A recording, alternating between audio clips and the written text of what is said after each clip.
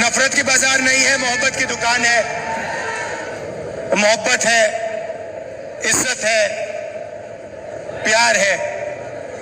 ये फर्क है बीजेपी में और कांग्रेस पार्टी में। विचारधारा की लड़ाई चल रही है।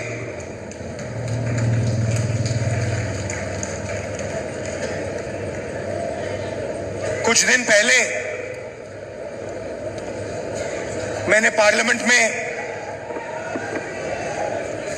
अदानी जी वाला भाषण दे दिया। देखा होगा आपने, पार्लियामेंट में देखा। अब इनकी नई आदत है, वो टीवी ऑफ कर देते हैं। पहले माइक ऑफ करते थे, अब टीवी ऑफ कर देते हैं। तो पता नहीं आप में से सबने देखा या नहीं देखा, मगर बीजेपी वालों ने जरूर देखा। और उसके बाद मेरी जो लोकसभा की सदस्यता है उसे रद्द कर दिया। जैसे गाड़ी में एक्सेलरेटर दबाते हैं, वैसे ही मेरे केस का एक्सेलरेटर दबा दिया और 2 दिन में मतलब निर्णय ले ही दिया। पहली बार हिंदुस्तान में डिफॉर्मेशन के लिए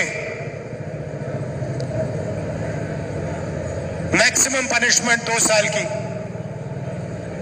मेरी लोकसभा की जो मेंबरशिप है रद्द कर दी।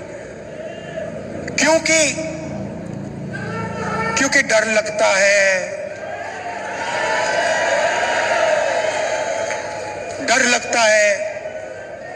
जैसे ही 2 चीजें हैं, आप एक काम करो, कांग्रेस पार्टी के बब्बर शेरों, कोई भी बीजेपी का कार्यकर्ता आपके सामने आए, उसके सामने अदानी नाम ले लो, भग जाएगा।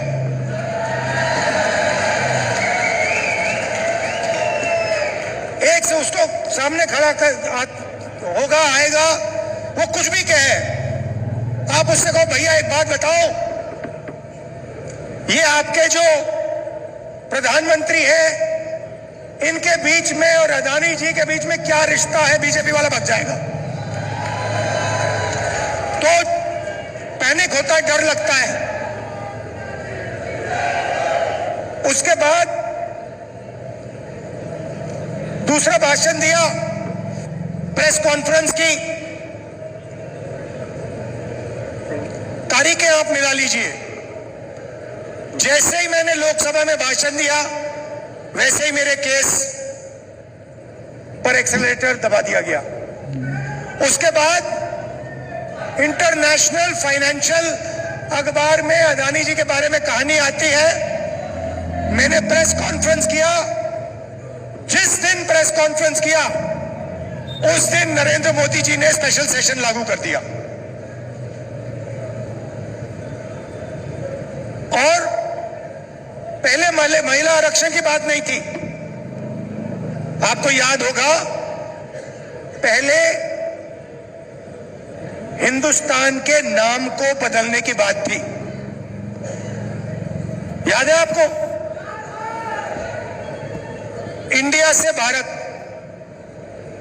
अब पहली बात, कॉन्स्टिट्यूशन में साफ लिखा है इंडिया दैट इज भारत, मतलब दोनों नाम कॉन्स्टिट्यूशन में हैं।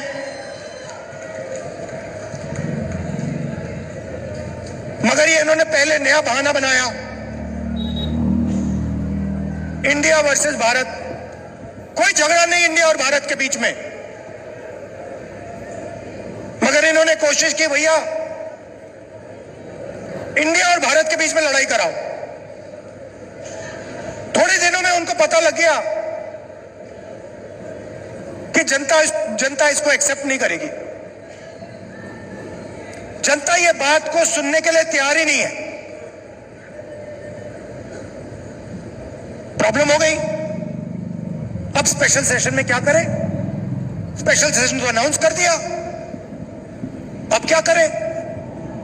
चलो महिला आरक्षण की बात करते हैं। अब देखिए, महिला आरक्षण का हमने पूरा समर्थन किया है। राजीव गांधी जी पंचायती राज में महिला आरक्षण लाए थे। हमने बिल का, सब पार्टियों ने, इंडिया ने, जो हमारा गठबंधन है, सब पार्टियों ने कहा हम इस बिल को पूरा समर्थन देते हैं। मगर इसमें हमारे 2-3 सवाल हैं, सवाल के जवाब दे दीजिए। पहला सवाल, इसमें ओबीसी महिलाओं के लिए रिजर्वेशन क्यों नहीं किया?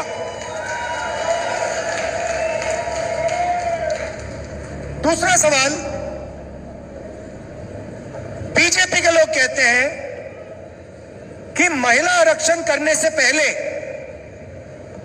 नए सेंसस की जरूरत है और नए डिलिमिटेशन की जरूरत है। यह सच नहीं है भाई और बहनों। महिला आरक्षण को लागू करने के लिए विधानसभा और लोकसभा की 33% सीटें महिलाओं को आज दी जा सकती हैं। मगर इन्होंने बहाना बनाया है। ये चाहते हैं कि महिला आरक्षण 10 साल में लागू हो। हम चाहते हैं कि महिला आरक्षण आज लागू हो।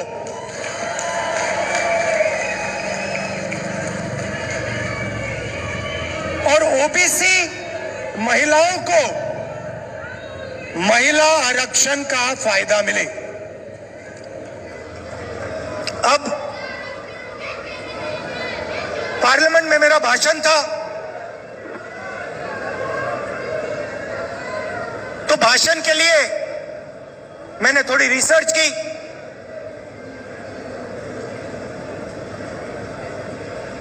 हमारे जो इंस्टीट्यूशंस हैं, जो संस्थाएं हैं, उसमें ओबीसी वर्ग की, दलित वर्ग की, आदिवासी वर्ग की क्या भागीदारी है? तो मैंने क्या किया, हिंदुस्तान को 90 लोग चलाते हैं। हिंदुस्तान को, आज के हिंदुस्तान को एमएलए और एमपी नहीं चलाते हैं।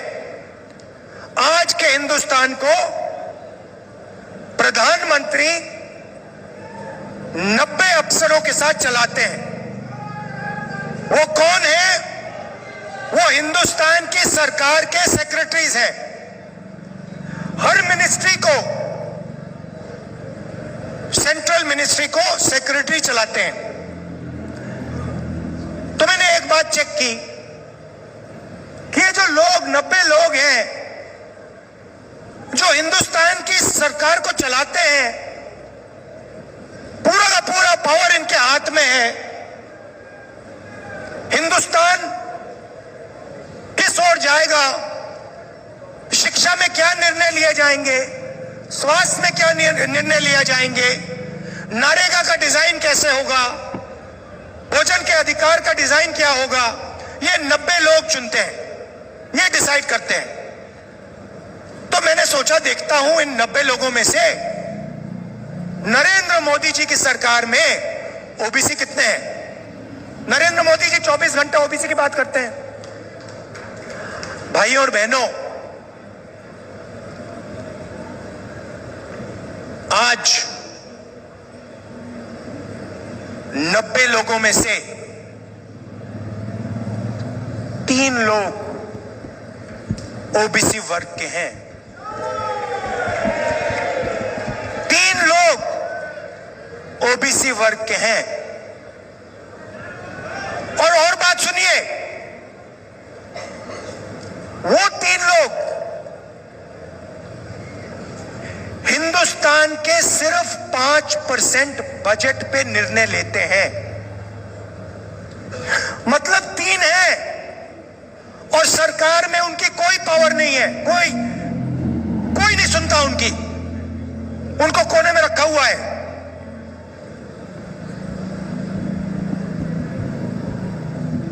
तो फिर पार्लियामेंट में मैंने एक और सवाल पूछा जो शायद हिंदुस्तान के लिए, ओबीसी वर्ग के लिए